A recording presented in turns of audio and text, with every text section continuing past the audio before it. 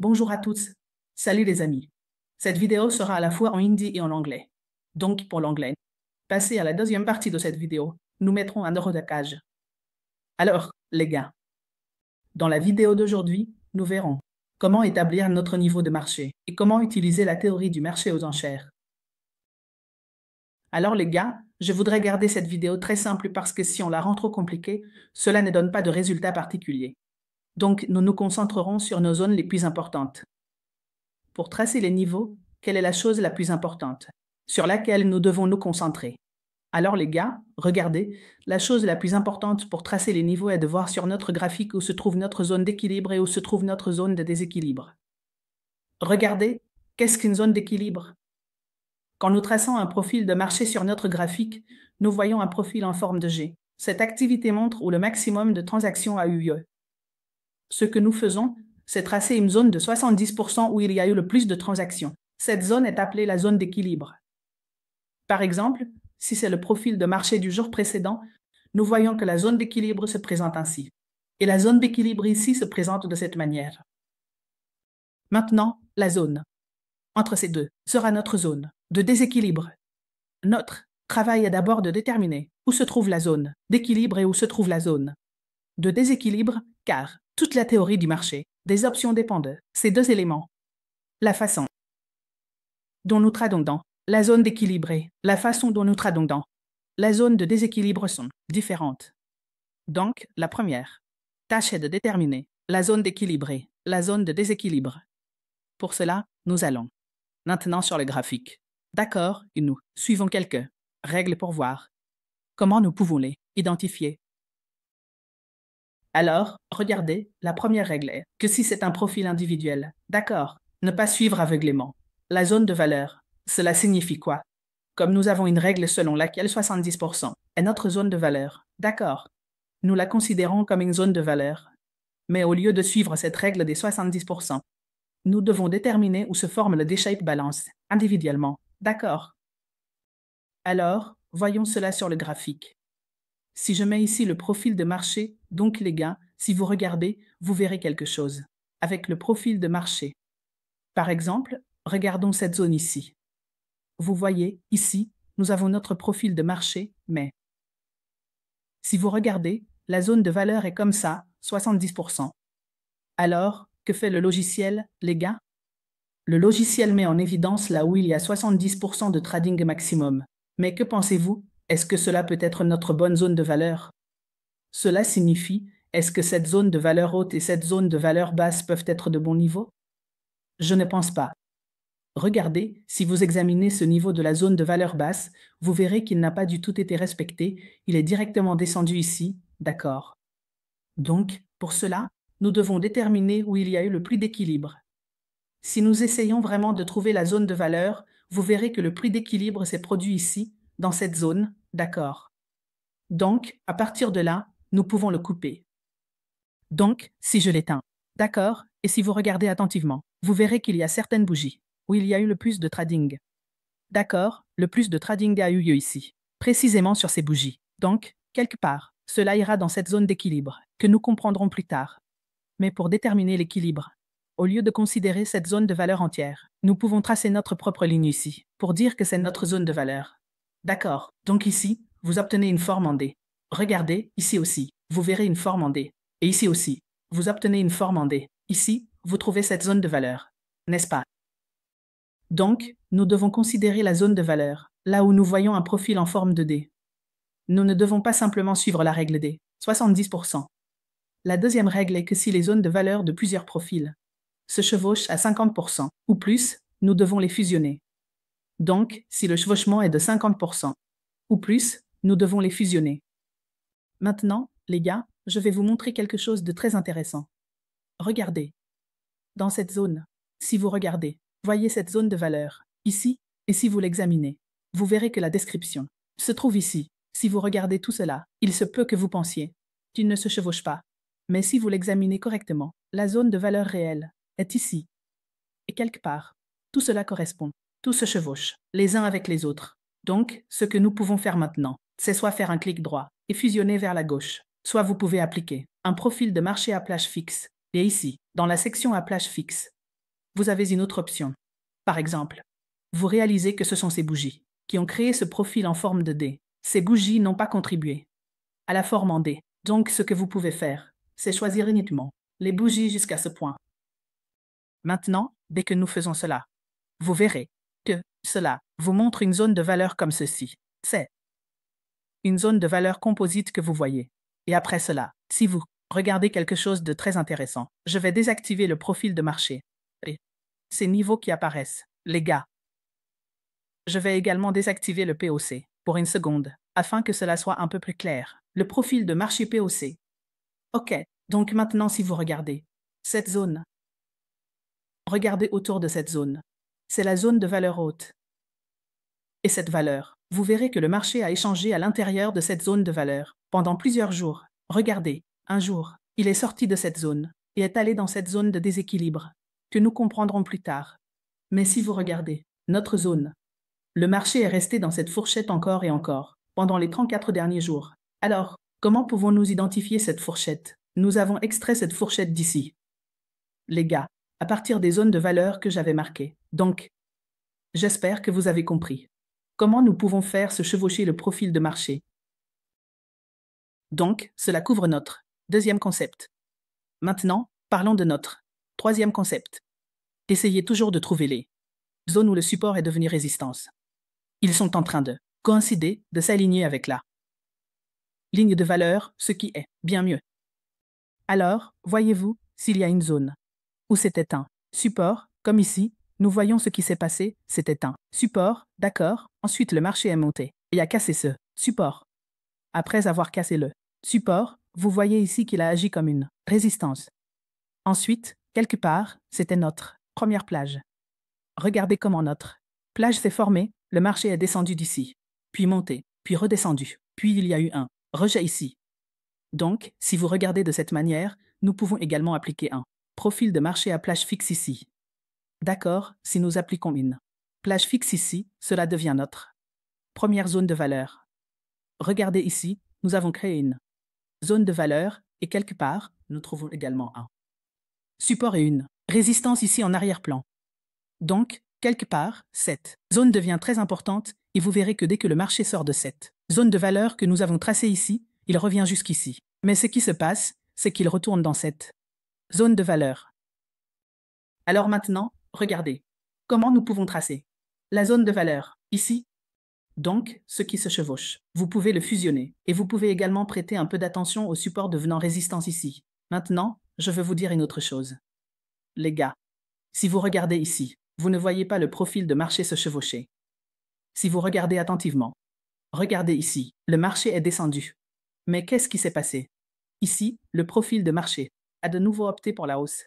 Puis il est redescendu. Donc maintenant, après cela, il est arrivé ici. Maintenant, vous pourriez penser que cela ne fusionne pas d'ici, que cela ne se chevauche pas. Désolé, cela ne se chevauche pas avec ceci. Cela ne se chevauche pas avec cela. Cela ne se chevauche pas non plus avec ceci. Cela ne se chevauche pas non plus avec cela. Mais vous devez prêter attention au fait qu'une plage s'est formée. Individuellement, cela ne se chevauche pas. Mais en réalité, une plage s'est formée. Dans ce cas, que ferez-vous? Vous allez appliquer cela à toute cette plage. Nous devons donc également observer cette plage. Et après l'avoir appliquée à la plage, vous voyez ici un profil en forme de dé. D'accord, il y a encore quelques anomalies ici, donc si le marché descend d'ici, il les réparera.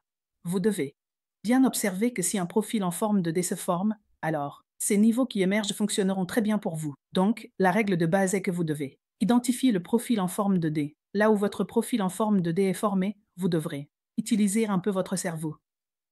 Ce n'est pas simple, vous devrez étudier un peu, observer où la plage se forme, où il y a chevauchement. Une fois que vous avez identifié le profil en dé, les niveaux qui en ressortiront seront les meilleurs pour vous. J'espère que vous avez compris comment identifier les niveaux. D'accord? Donc, toutes ces règles que j'ai écrites ici, suivez-les, pratiquez un peu, et petit à petit vous comprendrez comment nous pouvons identifier les niveaux. Par ailleurs, nous vous montrons comment identifier les niveaux dans notre analyse quotidienne du marché.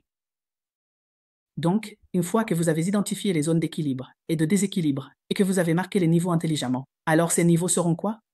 La valeur basse, la libération de la valeur de la zone basse, et entre eux, ce qui sera le déséquilibre. D'accord. Après cela, que ferons-nous? Maintenant, nous allons voir comment nous allons trader. Alors regardez. Comment nous pouvons trader la zone d'équilibre? Donc, vous avez mesuré le solde et la zone d'équilibre sur votre graphique. Par exemple, je vais vous montrer encore une fois ici. Donc, ici, qu'est-ce que c'est? C'est notre zone d'équilibre, la zone de valeur précédente. La valeur précédente, c'est devenu la zone d'équilibre. Et une autre zone d'équilibre est ici. Donc, cette zone est devenue une zone de déséquilibre. D'accord, donc la zone entre deux zones d'équilibre sera une zone de déséquilibre. Vous verrez la même chose ici. D'accord, comme je vous l'ai montré, vous avez identifié la zone d'équilibre et la zone de déséquilibre. Ensuite, vous allez voir comment trader la zone d'équilibre. Alors, regardez, chaque fois que le marché entre dans la zone d'équilibre. D'accord, il faut d'abord le laisser entrer correctement.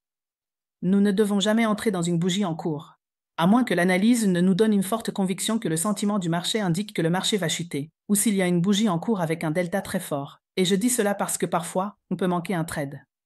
Dans ce cas, vous pourriez penser que vous auriez dû le faire. Parfois, en 12 bougies, quelque chose se formera qui voyagera d'ici à là. Dans ce cas, vous devez prendre le risque. Si vous êtes un trader de risque. Personnellement, je préfère entrer une fois ici, puis j'attends le pullback.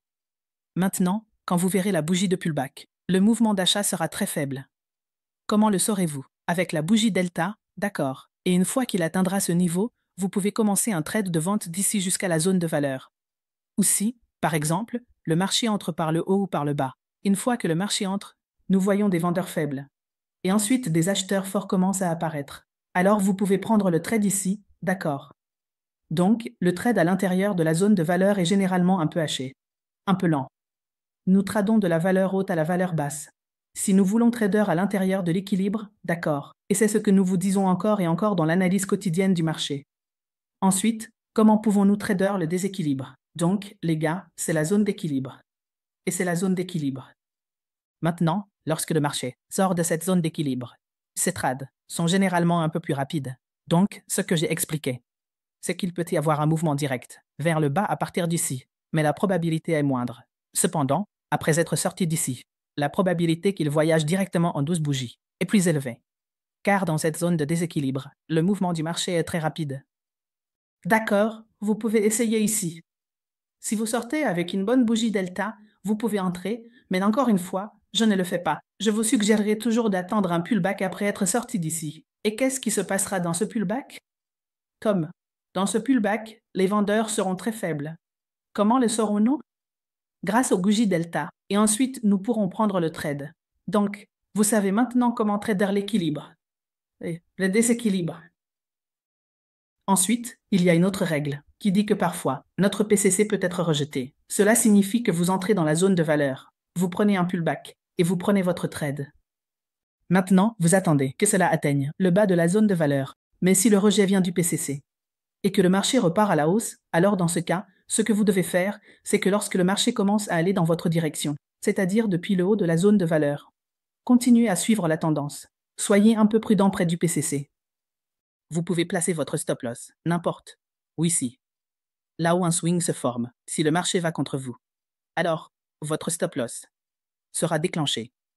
Mais sinon, si cela commence à se déplacer, alors vous pouvez prendre le trade jusqu'ici. D'accord, j'ai essayé d'expliquer cela en termes très simples. Je ne voulais pas le compliquer davantage. Si vous voulez comprendre cela en détail, vous pouvez aller dans la section playlist de notre chaîne GoCharting.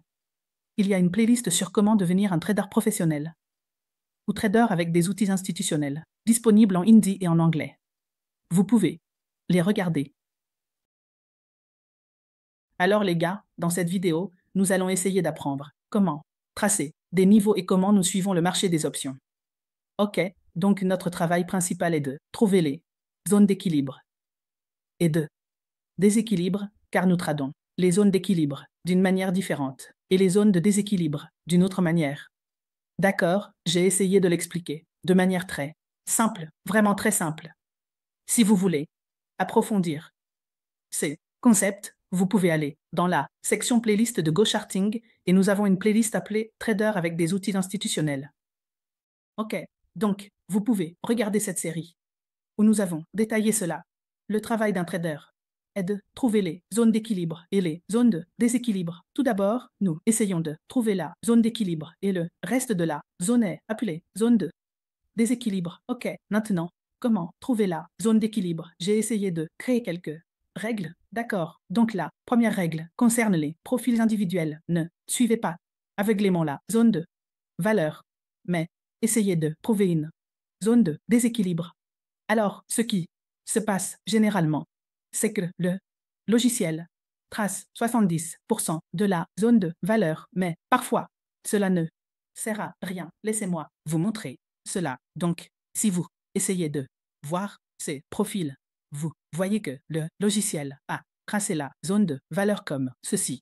C'est la zone de valeur à 70%, mais essayez de voir si c'est vraiment la zone de valeur. Ici, nous voyons-t-il, il y a un profil de déséquilibre. Et aussi, nous voyons un petit profil de déséquilibre, mais le principal profil de déséquilibre est ici. OK, donc cette zone complète, nous devrions considérer uniquement cette zone comme la zone de valeur. D'accord, donc c'est le point numéro 1. Essayez de voir où nous obtenons un profil de déséquilibre. Donc la forme est plus importante que la zone de valeur tracée automatiquement par le logiciel. Donc, c'est le point numéro 1. Maintenant, la deuxième règle, si la zone de valeur de plusieurs profils se chevauche à 50% ou plus, nous pouvons les fusionner. D'accord. Donc, comment vous voyez ici, ce sont les profils ou les zones de valeur se chevauchent. Donc, dans le cas de ce profil, même si vous sentez que cela ne se chevauche pas, mais si je considère cela comme la zone de valeur, cela se chevauche complètement. D'accord. Donc, ce que nous pouvons faire, c'est fusionner tous ces profils. Parce que c'est une assez bonne plage, nous obtenons également un bon résultat. OK. Donc, si vous fusionnez ces profils, ce que nous pouvons faire, c'est que nous pouvons faire un clic droit et fusionner vers la gauche, continuer à fusionner vers la gauche. Ce que nous pouvons faire, c'est utiliser cet outil de profil de marché fixe. Et maintenant, au lieu d'utiliser toutes les bougies de ce jour, nous pouvons choisir jusqu'à ces bougies, car nous savons que ce sont les bougies responsables de ce profil profond. D'accord? Donc nous pouvons utiliser cette bougie, c'est la zone, nous obtenons 1. Et maintenant, si vous allez à Readseed et voyez comment le marché s'est comporté, d'accord, laissez-moi désactiver le profil de marché maintenant, vous voyez, ce sont les niveaux que nous avons tracés avec ce profil de marché fixe. Et maintenant, vous voyez comment le marché se comporte continuellement la semaine dernière. Il a, vous savez, échangé uniquement entre ces niveaux, d'accord, une fois qu'il a cassé ce niveau et qu'il est allé à ce niveau, donc nous comprendrons cela aussi. Donc d'abord, vous comprenez comment nous pouvons fusionner les profils et à quel point ces niveaux fonctionnent magnifiquement, d'accord? Donc c'est le point numéro 2. Maintenant, le point numéro 3, essayez de trouver les zones où le support est devenu résistance, d'accord? Et si elle coïncide avec la valeur de Reliance, c'est mieux, d'accord? Donc, voyez, ce que nous pouvons observer, c'est que c'est la zone de support, et elle a été cassée. Une fois que le support a été cassé, ce qui s'est passé, c'est que cela est devenu la zone de résistance. Donc, maintenant, ce support est devenu résistance et maintenant. Nous avons aussi une grande zone de valeur. Alors, laissez-moi vous dire une autre chose, les gars. Maintenant, regardez ici. Nous ne voyons aucun chevauchement des profils de marché. D'accord. Ici, ce profil de marché, il ne se chevauche pas. Mais ce qui s'est passé, c'est que cela est de nouveau revenu en arrière, ici. Encore revenu en arrière en dessous, et encore. Une fois, vous savez, couvrir la distance médiane. Donc, maintenant nous comprenons complètement que c'est, en fait, un marché de range qui forme, en fait, une range. Bien que les profils de marché individuels ne se chevauchent pas, mais nous pouvons voir que c'est une range d'accord. Donc, pour un bon niveau de formation, ce que nous pouvons faire est, nous pouvons appliquer ce profil de marché fixe à cette gamme entière. Et une fois que nous l'appliquons à toute la gamme, maintenant, ce qui s'est passé, nous voyons aussi que ce support devient, désolé les gars, laissez-moi juste appliquer à nouveau. Donc, c'est toute la gamme, laissez-moi le verrouiller, éteindre ces profils de marché. Et maintenant, nous voyons aussi que le support est devenu résistance, donc c'est le support. Maintenant, cela est devenu résistance, c'est votre zone de valeur. Et maintenant, vous voyez. Pourquoi cela? Vous savez. Après que le marché soit sorti de cette zone de valeur, donc, cette zone de valeur, pourquoi le marché a-t-il, vous savez, donné un rejet ou une erreur? À ces niveaux, d'accord. Et puis, il est de nouveau revenu à la zone de valeur précédente. Donc vous voyez à quel point ces concepts fonctionnent magnifiquement. Et comment vous pouvez former vos niveaux. J'espère que vous avez compris ces concepts. J'ai essayé de les rendre très simples. D'accord. Donc, maintenant vous trouvez la zone d'équilibre. Et marquez vos niveaux. Puis après avoir marqué vos niveaux, trouvez la zone d'équilibre et de déséquilibre. Nous avons différentes règles pour trader les zones d'équilibre et de déséquilibre. D'accord. Donc, pour trader la zone d'équilibre, ce que vous devez faire, lorsque le marché entre dans la zone d'équilibre, laissez-le entrer avec de bonnes données. Vous attendez un repli. Maintenant, le mouvement de repli doit être avec des vendeurs faibles, pas avec des acheteurs forts. Comment pouvez-vous identifier ces vendeurs faibles? Vous pouvez les identifier dans les barres delta. Et ensuite, votre travail est de prendre le trade de la zone de valeur à la zone de valeur. Regardez. C'est ainsi que vous tradez la zone d'équilibre. Et maintenant, s'il y a une zone de déséquilibre entre ces deux zones d'équilibre, ce que vous devez faire est, une fois que le marché s'ouvre, en dehors de la zone d'équilibre, attendez un repli. Et ensuite le marché ira vers la prochaine zone d'équilibre. Donc c'est ce que nous avons vu. Voyez, c'était la zone d'équilibre. C'était une autre zone d'équilibre. Le marché est sorti. Vous voyez, il est sorti très rapidement. Et vous n'avez pas atteint ce niveau. Puis il a de nouveau été rejeté. Donc jusqu'à ce qu'il n'entre pas correctement ici. Il prenne un repli. S'il était entré ici et avait pris un repli, alors nous aurions pu prendre un trade à ce niveau. C'est ainsi que vous tradez le déséquilibre maintenant pour les déséquilibres, les gars. Il y a toujours une possibilité que le trade aille très vite et que vous manquiez ce trade, d'accord, donc parfois cela arrive, parfois vous n'obtenez pas un repli correct à ce niveau. Vous pouvez obtenir un petit repli à ce niveau et le marché continue à nouveau. Donc ce sont des choses avec lesquelles vous devez vivre. Parce que c'est le marché, ce n'est pas exactement des mathématiques précises qui doivent venir à ce niveau. D'accord, donc dans la zone de déséquilibre, nous pouvons voir le marché bouger, parfois très rapidement. D'accord. Donc c'est ainsi que vous tradez dans le déséquilibre. Et lors du trading dans la zone d'équilibre, vous voyez parfois faire face à un rejet, OPC. Donc, quand le marché entre dans la zone de valeur, prend un repli. Il entre ici. Donc, parfois ce qui se passe, le POS, peut donner un rejet et revenir au niveau précédent. Donc ce que vous devez faire, c'est entrer et vous entrez dans le trade après, le repli. Vous pouvez appliquer un SL. Sur certaines oscillations, vous continuez à appliquer un stop loss et faites des oscillations. Donc si ça casse, vous pouvez continuer vos stops. Vous pouvez le trimmer. Sinon, vous le gardez là, si ça revient. Donc ce sont quelques règles que vous pouvez utiliser pour dessiner la zone de valeur, tracer les niveaux et comment nous suivons les règles du marché des options. J'espère que cela vous aidera dans votre nouveau trading. Merci les gars.